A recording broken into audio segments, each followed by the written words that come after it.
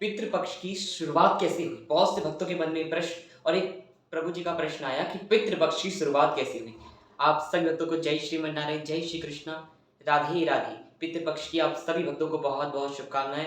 अपने पितरों के लिए आप सभी दान पुण्य जब तक जो आपको जितना सामर्थ्य भगवान ने बनाया है उस हिसाब से आप अपने पितरों का तर्पण करें। पितरों को जल अवश्य दें। जल, क्योंकि एक हम सनातनीय हैं जो अपने पूर्वजों को भी जल देते हैं, अन्न देते हैं। अब मेरे प्यारे भक्तों, हम लोग कथा में प्रवेश करते हैं। कथा में कैसे? भगवान का नाम लिखिए। श्री कृष्ण गोविंद हरे मुरारी, हे नाथ नारायण वासुदेवा, हे नाथ नारायण वासुदेवा, हे नाथ नारायण वासुदेवा।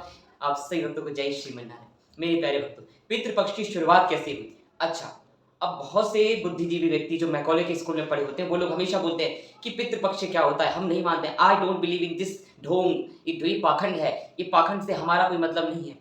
अब मेरे प्यारे भक्तों, सबसे पहली बात, पितृपक्ष की शुरुआत। पितृपक्ष वो पावन पर्व है जब आप अपने पूर्वजों के लिए, आपके पूर्वज ने, आपके दादा परदादा, उन लोगों ने आपके लिए क्या कुछ नहीं करा, तो क्या आप लोगों का इतना फर्ज नहीं बनता कि 100-200 रुपए में अगर आप कर सकते हो अपने पितरों के लिए दान, तो आप कर नहीं सकते?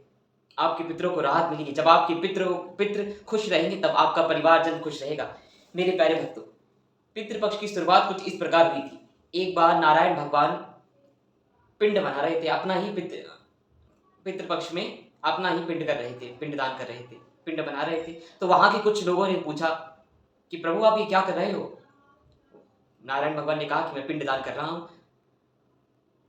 तो वहां के लोगों ने कहा कि प्रभु आपके पिता कौन है, आपके पिता के पिता कौन है? तो नारायण भगवान ने कहा कि मैं ही मेरा पिता हूँ, मेरे पिता के पिता मैं ही पिता हूँ, और उनके भी पिता के पिता भी मैं ही हूँ, मैं ही माँ हूँ, मैं ही पिता हूँ, मैं ही।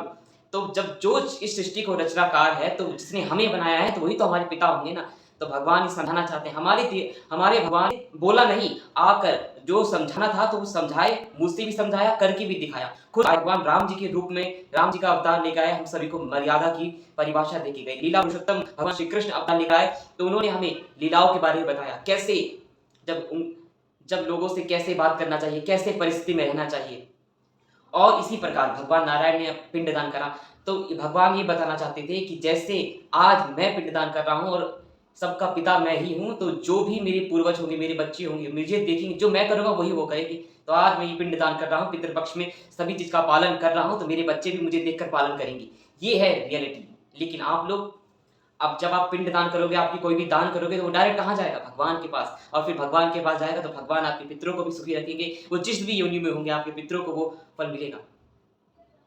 अब क्या पितरों को खाना खिलाने से, ब्राह्मण को भोज कराने से, कौवे को भोजन कराने से, गाय को भोजन कराने से क्या उनको मिलेगा? तो पहले तो ये बात सुनिए। एक एग्जाम्पल से मैं आप सभी को समझाता हूँ, आप लोग भी ध्यान से सुनिएगा। आपको भूख लगी है बहुत जोर से, आपके पेट में भूख लगी है, पेट में चूहे दौड़ रहे हैं। अब पेट में भूख लगी है तो आपका माध्यम क्या बना? मुख। अब इतना बड़ा प्रोसेस क्यों हुआ?